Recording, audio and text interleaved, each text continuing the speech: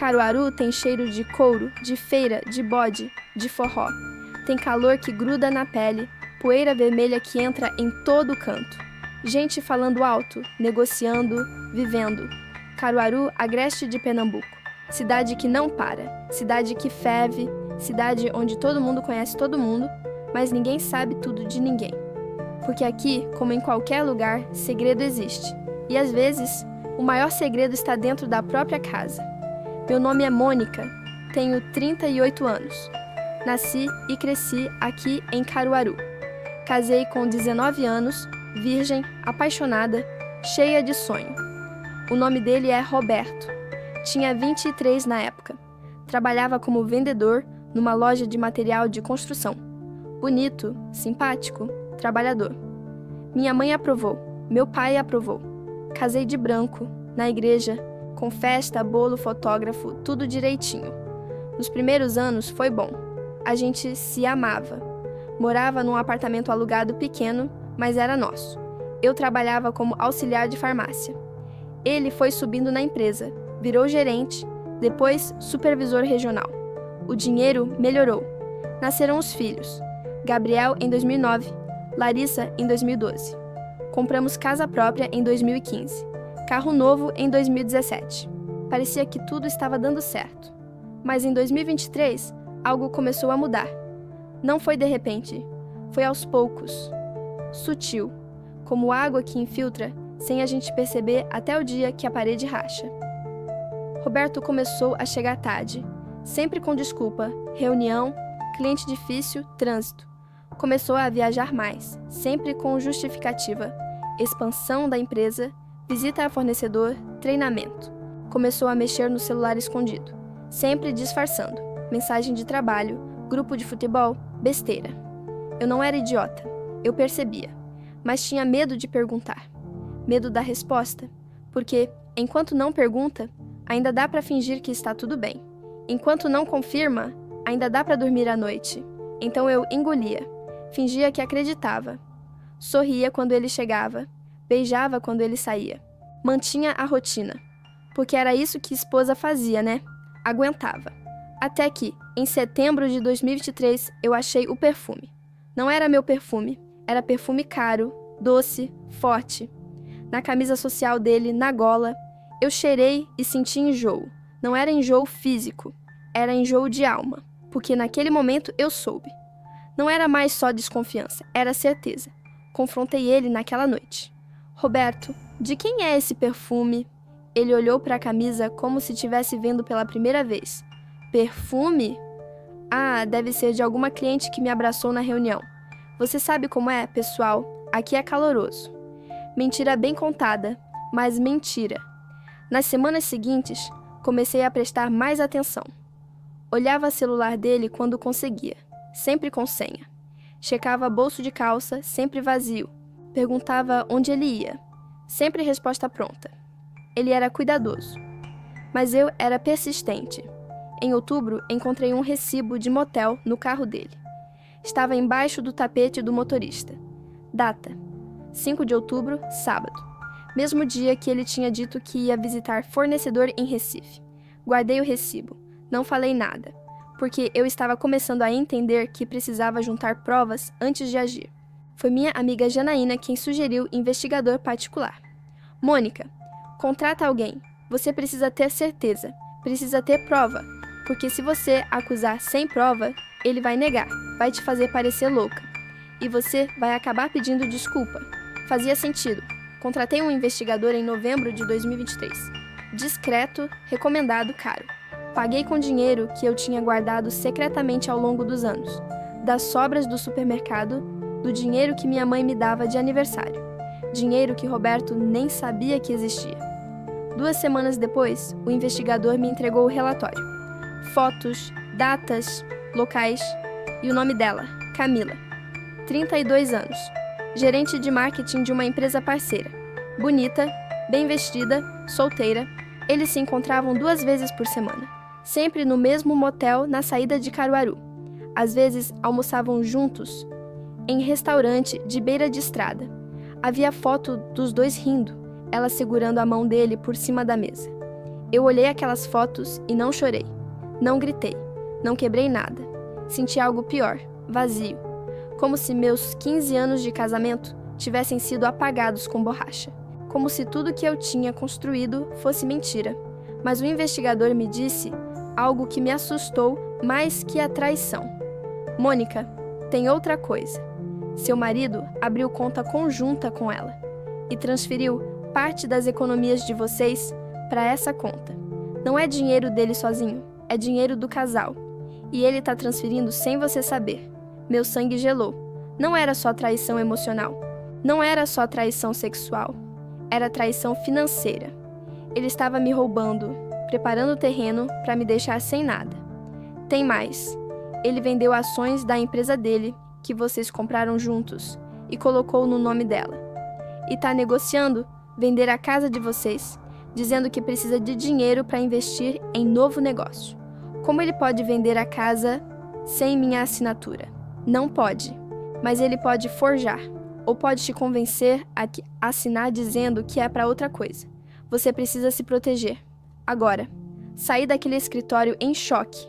Não era só perder o marido, era perder tudo, a casa, o dinheiro, a estabilidade. E meus filhos? Como eu ia sustentar meus filhos se ele levasse tudo? Voltei para casa como zumbi.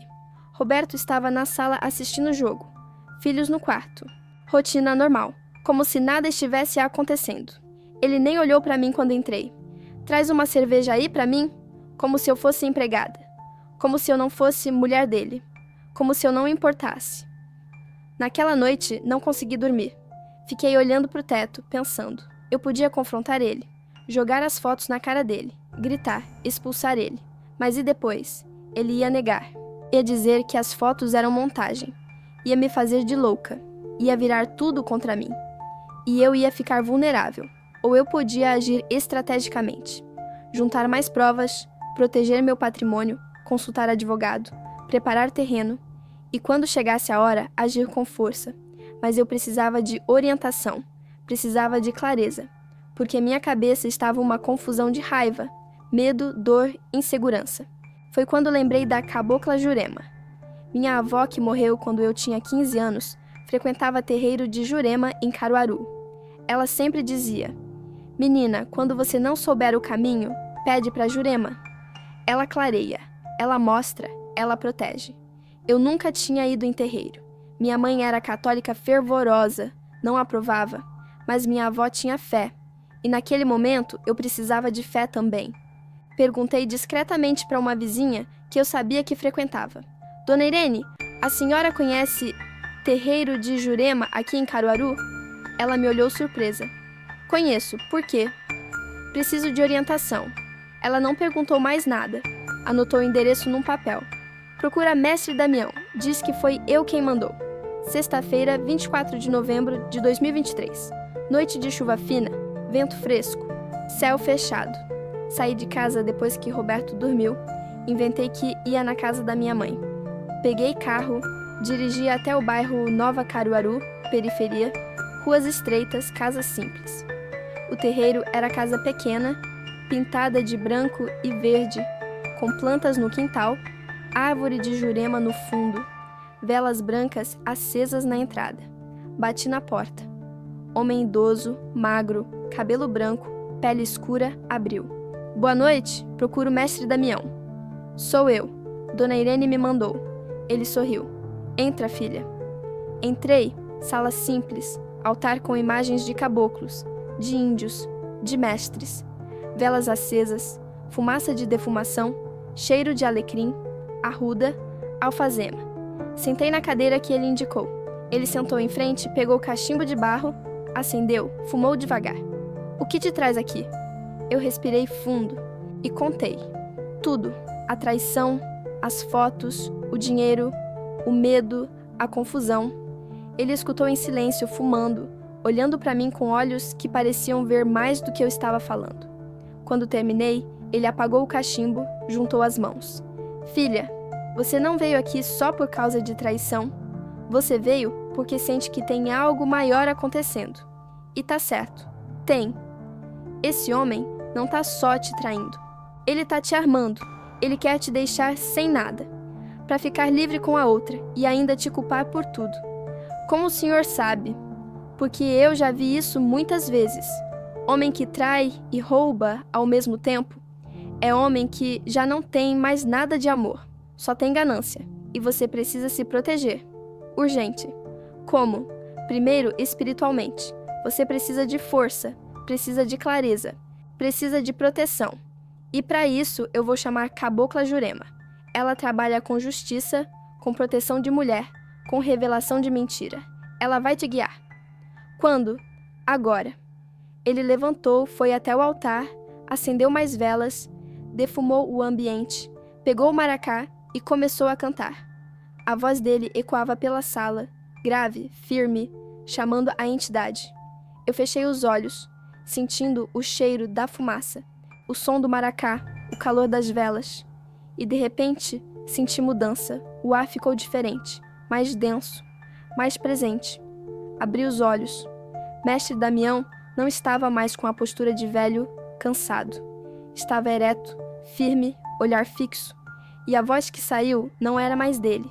Era a voz de mulher, forte, clara, autoridade absoluta. Boa noite, filha. Boa noite, respondi, voz tremendo. Você veio buscar verdade, e verdade você vai ter. Mas também vai ter orientação, porque verdade sem ação não serve de nada. Eu não sei o que fazer. Eu vou te dizer. Primeiro, não confronta ele ainda. Ele é esperto. Se você confrontar agora, ele vai esconder tudo, vai negar tudo e você vai perder a vantagem. Segundo, você vai proteger seu patrimônio. Vai no banco segunda-feira cedo. Tira metade do dinheiro da conta conjunta. Abre conta só no seu nome. Põe o dinheiro lá. Mas isso não é roubar? Não. É proteger o que é seu por direito. Ele já está roubando você faz meses. Você só está equilibrando a balança. Terceiro, você vai procurar advogado. Advogado bom, de confiança, que trabalha com divórcio e com defesa de patrimônio. Vai contar tudo, vai mostrar as provas, vai preparar processo. E quando eu confronto ele? Quando estiver tudo pronto, quando sua casa estiver protegida, quando seus filhos estiverem seguros, quando você tiver certeza de que não vai perder nada. Aí sim, você confronta, com advogado do lado, com provas na mão, com força no coração. E se ele tentar me machucar? Ele não vai, porque eu vou te proteger. Você vai usar isso aqui. Ela, através do corpo de Mestre Damião, pegou um saquinho de pano vermelho do altar, colocou dentro folhas de jurema, arruda, alecrim, uma pedra pequena, amarrou. Você carrega isso sempre com você, no bolso, na bolsa. Isso te protege de mal, de mentira, de traição e te dá força. Ela me entregou o saquinho. Eu peguei, estava quente. Obrigada, Cabocla Jurema. Não me agradeça agora. Me agradece quando tudo tiver resolvido. Agora vai e faz o que te mandei. Confia, eu tô contigo. O corpo de Mestre Damião cambaleou. Ele voltou, olhou para mim tonto. Ela falou contigo? Falou. Então obedece. Jurema não erra. Saí daquele terreiro diferente. Não mais confusa, não mais fraca. Tinha direção, tinha plano, tinha esperança. Segunda-feira, 27 de novembro, 8 da manhã. Fui no banco. Roberto estava trabalhando. Cheguei no caixa. Quero transferir metade do saldo da conta conjunta para a conta individual minha. A atendente achou estranho, mas fez. R$ 43.000, metade do que tinha na conta. Transferi tudo para a conta que abri no meu nome, em banco diferente. Pronto, dinheiro protegido. Terça-feira, 28 de novembro. Procurei a advogada. Doutora Patrícia, conhecida em Caruaru, especialista em direito de família. Contei tudo. Mostrei fotos, mostrei relatório do investigador. Mostrei comprovante de transferência suspeita. Ela analisou tudo. Mônica, você tem caso forte, muito forte. Traição comprovada, desvio de patrimônio comprovado. Você tem direito a ficar com a casa, com metade de tudo que foi construído durante o casamento e com pensão para os filhos. Mas você precisa agir rápido, antes que ele consiga esconder mais coisas. O que eu faço? Você entra com pedido de separação judicial, pede medida cautelar para bloquear venda de bens, pede partilha, pede guarda dos filhos e pede que ele saia de casa. Ele vai sair? Com ordem judicial, vai.